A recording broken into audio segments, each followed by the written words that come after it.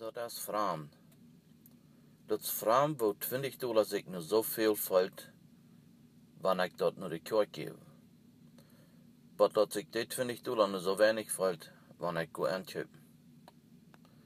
Dat is vreemd, wo zich 2 Stunden zo lang vallen, wanneer ik in de kerk ben. En zich die aber zo kort vallen, wanneer ik een video watchen doe. Dat is vreemd, wo ik zo schwer wierd ving, beim Beten. Maar ik heb zoveel wierd, wanneer ik met mijn vrienden red.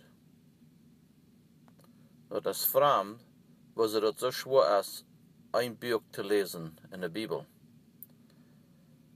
Maar dat is zo leicht, een Geschichtenbuch te lezen. Dat is vreemd, dat alle mensen wel op de eerste bank zitten op een concert. Maar die willen op de hinterste zitten in de kerk.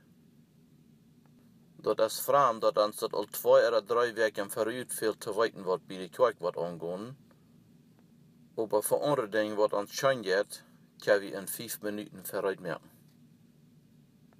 Dat is vreemd, hoe schwer het is van God wat te leren en dat met anderen middelen.